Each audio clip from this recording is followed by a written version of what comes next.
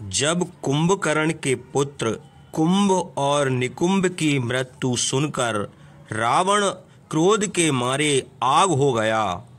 उसने शोक और क्रोध से व्याकुल होकर खर के पुत्र मकराक्ष को आज्ञा दी, बेटा तुम हमारी आज्ञा से सेना लेकर युद्ध भूमि में जाओ और वानरों सहित राम लक्ष्मण को मार डालो। रावण की यह बात सुनकर मकराक्ष ने अपने को बड़ा वीर समझा और बड़ी डिठाई से कहा, बहुत अच्छा, मैं अभी मारे डालता हूँ। उसने यह कहकर रावण की प्रदक्षिणा की और प्रणाम करके शरद ऋतु के बादलों के समान स्वच्छ घर से युद्ध के लिए प्रस्थान किया। वह समीप खड़े हुए सेनापति से बोला, हमारे लिए रथ और साथ चलने के लिए सेना शीघ्र लाओ। उसकी आज्ञा पाकर सेना अध्यक्ष ने सेना और रथ लाकर उसके सामने खड़ा कर दिया। वह रथ की प्रदक्षिणा करके सवार हुआ और सारथी से बोला, बड़ी शीघ्रता से रथ को हाँको। मकराक्ष ने अपने सैनिकों को आज्ञा दी कि पहले तुम लोग युद्ध करो, उसके बाद हम लड़ेंगे। राक्षस राज रावण ने मुझे राम लक्ष्मण को मारने की आज्ञा दी है, इसलिए हे राक्षसों, आज मैं पैने बाणों से राम लक्ष्मण वानर राज सुग्रीव और अन्य प्रधान वानरों को मार डालूंगा। जैसे आग सूखे ईंधन को जलाती है, वैसे ही मैं शूल से वानरों की सेना को भस्म करूंगा। मकराक्ष की यह बात सुनकर पीली आंखों वाले महाबलवान, बड़े दांत वाले काले काम रूपी भयानक राक्षस बड़ी सावधानी से अनेक प्रकार के अस्त्र शस्त्र लेकर मत वाले हाथियों के समान गरजने लगे। भयानक राक्षस महाकाय मकराक्ष के साथ बड़े हर्ष से चले। उनके चलने से पृथ्वी कांपने लगी। ताल ठोकने, हजारों नगाड़े और शंख बजने का भयानक शब्द होने लगा। चलते समय अनेक प्रकार के अशकुन हुए। सारथी के हाथ से चाबुक गिर पड़ा। रथ की ध्वजा टूट गई। रथ में जुते हुए घोड़े उदास हो गए। वह आंखों से आंसू बहाने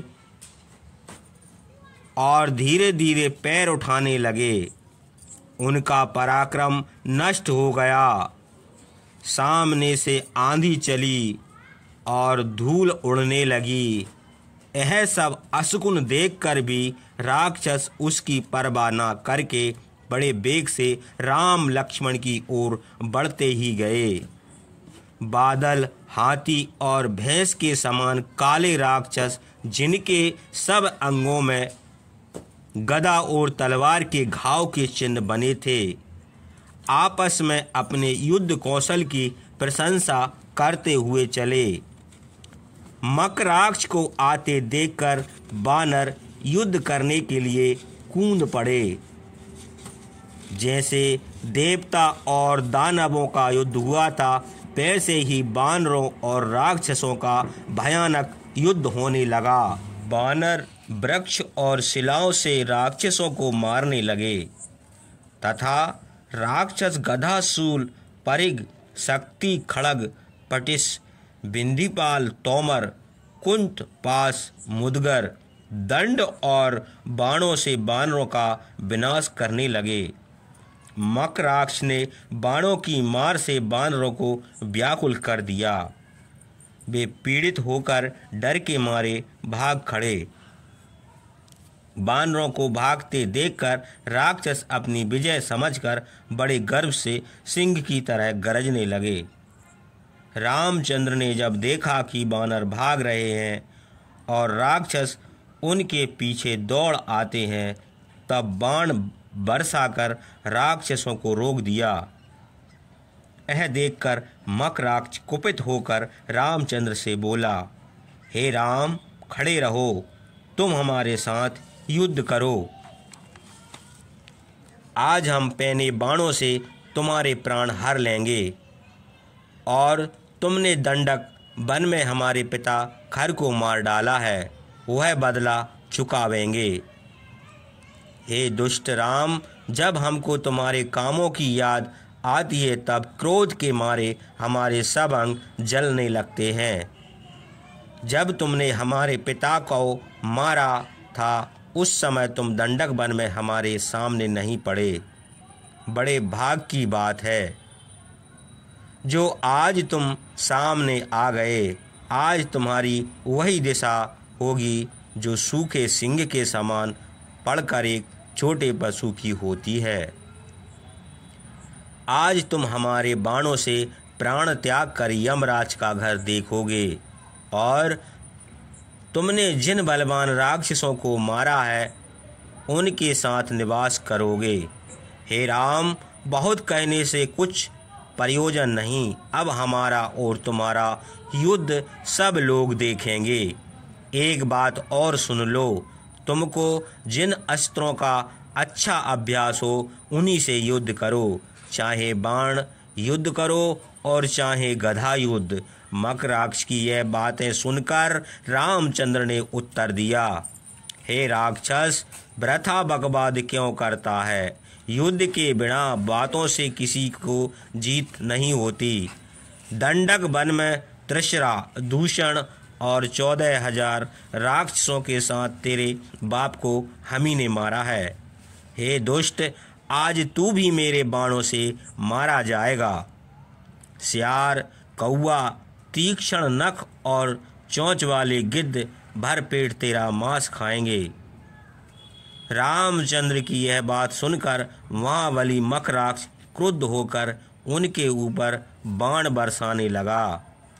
रामचंद्र ने बाण मारकर उसके सुवर्ण पुंख बाणों को काट कर गिरा दिया। इस प्रकार महापराक्रमी मकराक्ष के साथ राजकुमार रामचंद्र का युद्ध होने लगा। उस समय युद्ध भूमि में धनुष की डोरियों का ऐसा शब्द हुआ मानो आकाश में बादल गरजते थे। बड़े अद्भुत युद्ध होता था। दानव, गंधर्व, किन्नर और नाग आकाश से देखने लगे। जिसके अंगों में घाव लगते थे उसका बल दुगना बढ़ जाता था और वह मारने वाले से बदला लेता था। मकराक्ष के चलाए हुए बाणों को रामचंद्र टुकड़े टुकड़े कर डालते थे और वह भी रामचंद्र के बाणों को काट डालता था। आकाश, पृथ्वी और सब दिशाओं में बाण भर गए, जिससे अंधेरा हो गया। महाबाहु रामचंद्र ने क्रुद्ध होकर मकराक्ष का धनुष काट डाला। 8 बाण से सारथी और घोड़ों को मारकर रथ भी तोड़ डाला। तब मकराक्ष शूल लेकर पृथ्वी पर खड़ा हो गया। रुद्र का दिया हुआ प्रलय काल की अग्नि के समान प्रकाशमान, सब प्राणियों को डराने वाला वह भयानक शूल संहारास्त्र के समान था। उसे देखकर देवता डर के मारे भाग गए।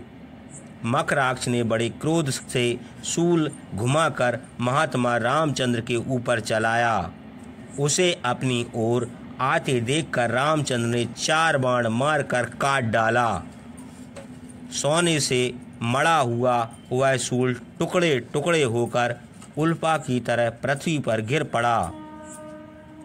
यह देखकर आकाश में देवता और गंधर्व आदि रामचंद्र की प्रशंसा करने लगे। मकराक्ष ने देखा कि हमारा शूल कट गया तो वह खड़े रहो कहता हुआ घूंसा तानकर रामचंद्र की ओर झपटा। तब रामचंद्र ने हंसकर धनुष पर अग्नि बाण चढ़ाया और उसकी छाती में मारा। उसकी छाती फट गई, और वह गिरकर मर गया। मकराक्ष को मरा हुआ देखकर सब राक्षस रामचंद्र के बाणों के डर से लंका को भाग गए। जैसे वज्र के प्रहार से पर्वत छिन्न भिन्न हो गया हो, वैसे ही रामचंद्र के बाणों से मकराक्ष को मरा हुआ देखकर देवता बड़े प्रसन्न हुए। मकराक्ष का वध सुनकर संसार विजयी रावण क्रोध के मारे दांत कटकटाने लगा। थोड़ी देर तक सोचता रहा कि अब क्या करना चाहिए।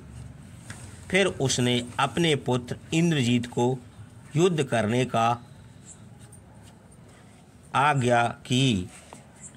हे वीर, तुम महापराक्रमी राम लक्ष्मण को मार डालो, चाहे सामने युद्ध करो और चाहे छिपकर। तुम उनसे सब तरह से बलवान हो। तुमने तो अपनी समानता न रखने वाले इंद्र को जीत लिया, फिर मनुष्यों को युद्ध में देखकर क्यों न मार डालोगे।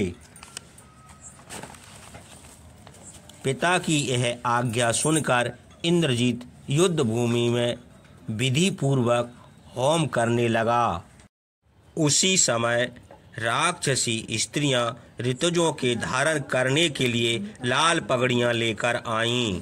इंद्रजीत ने कुशाओं की जगह शस्त्र बिछाए, बहेड़ा की लकड़ी ली, लाल वस्त्र पहना और लोहे का सुतवा लिया। अग्नि प्रज्वलित करके काले बकरे का गला पकड़कर जीते ही होम कर दिया। होम करते समय धुआं का निकलना बंद हो गया। विजय के चिन्ह देख पड़ने लगे। तपाए हुए सोने के समान अग्नि की शिखा दाहिनी ओर को घूमने लगी। अग्नि ने स्वयं उठकर हवि ग्रहण किया। इंद्रजीत इस प्रकार अग्नि में आहुति देकर देवता, दानव और राक्षसों को तृप्त करके श्रेष्ठ रथ पर सवार हुआ। रथ में 4 घोड़े जुते थे, भारी धनुष और पैणे बांध रखे थे। सोने का वह चंद्र, अर्धचंद्र और मृगों के चित्रों से शोभित था। अग्नि के समान चमकता हुआ सुवर्णमय शंख रखा हुआ था। रथ का ध्वज वैडूर्य मणि से अलंकृत था। सूर्य के समान तेजस्वी ब्रह्म अस्त्र से सुरक्षित महाबली इंद्रजीत राक्षसी मंत्रों से अग्नि में आहुति देकर रथ पर सवार होकर नगर से बाहर निकला और बड़े गर्व से बोला, जिनको पिता ने घर से निकाल दिया है, उन राम लक्ष्मण को मैं आज युद्ध में मारकर अपने पिता रावण को विजय बनाऊंगा। पृथ्वी पर वानरों का वंश न रखूंगा। राम लक्ष्मण का वध करके राक्षसों को प्रसन्न करूंगा।